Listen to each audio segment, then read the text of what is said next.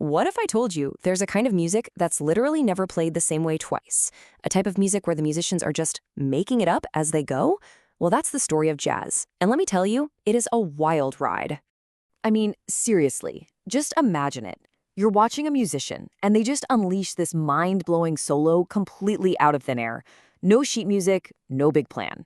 Sounds kind of impossible, right? Well, that's the exact magic that makes jazz so electric. Okay, so this musical superpower, it's called improvisation. It's basically like a freestyle rap or a live musical group chat. The musicians are having a conversation, but they're using notes instead of words. They're bouncing ideas off each other, building something totally new every single time. And that, right there, is the heart and soul of jazz. So, how in the world did this incredible music even get started? Well, to figure that out, we've got to go back in time to a city that was a true musical melting pot. Think of jazz like the ultimate recipe. You know, like a spicy gumbo with a little bit of everything. It all got cooked up in New Orleans way back in the early 1900s. The main ingredients? You've got these powerful, complex rhythms from Africa. Then you add European instruments like trumpets and pianos. Mix in the soulful feeling of the blues and the super upbeat, bouncy energy of ragtime. You put all that together, and bam, you get a sound that was going to change music forever. So in the early days, jazz was really a team sport. Everybody in the band had their part to play. But then a true superstar showed up. A guy who would basically rewrite the rules of the game. His name was Louis Armstrong. See, before Armstrong, jazz was kind of like a soccer team. The whole group was the focus. But Louis, with his just unbelievable skill and this huge sound on the trumpet, he turned it into a solo showcase. He was like the Michael Jordan of jazz. All of a sudden, it was the individual player who was the star of the show. And Louis wasn't just a genius with a trumpet. No way. He was also this amazing singer who basically invented a style called scat.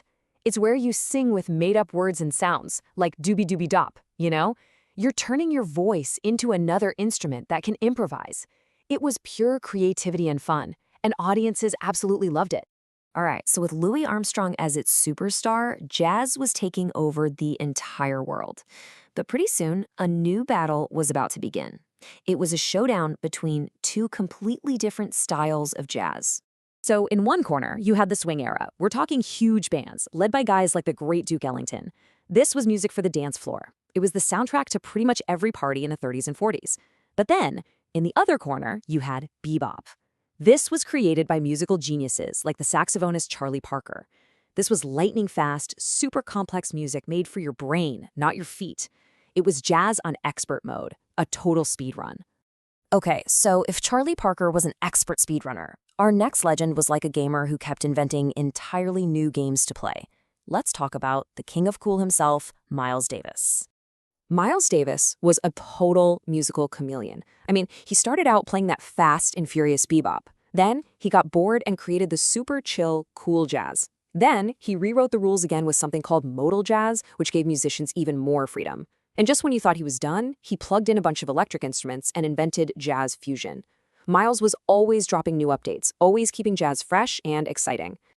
And right there with him was John Coltrane, a saxophonist who played with the force of a hurricane. His solos were so fast and so packed with notes that people started calling them sheets of sound. It was like he was painting with music, creating this incredibly powerful, emotional, and almost spiritual experience for anyone who was listening. So we've met some of the absolute giants of jazz, but you might be thinking, okay, cool, but this is all old music. Why should I care? Well, the truth is, the DNA of jazz is in almost every single song you listen to today. And let's not forget the incredible voices of jazz. You had people like Ella Fitzgerald, whose voice was so perfect and playful, she could scat and improvise just as good as any instrument. And then there was Billie Holiday. She could break your heart with just a single note. She might not have had the biggest voice, but man, she had the biggest heart, and you could feel that in every single song she sang. And of course, we have to talk about the unsung heroes, the rhythm section. If you're into gaming, think of them as the essential support class. The drums, the bass, the piano, they're the ones creating that solid foundation, that beat and that groove that lets the soloists fly and really, really shine.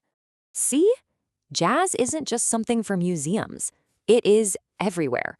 You can hear it in the funky bass lines of pop songs, the soulful chords in R&B, and oh yeah, especially in hip-hop. That whole idea of a rapper freestyling over a beat, that's the spirit of jazz improvisation, just with words instead of notes.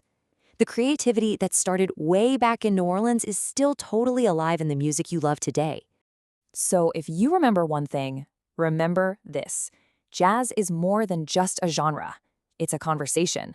It's a living, breathing thing that is all about freedom, creativity, and always making something new. At the end of the day, jazz is the ultimate remix. It's about taking old ideas and making them new, taking the rules and just breaking them. So I'll leave you with this question. What's your remix going to be? What are you going to create that nobody has ever seen or heard before? Thanks for coming along on this little journey through the story of jazz.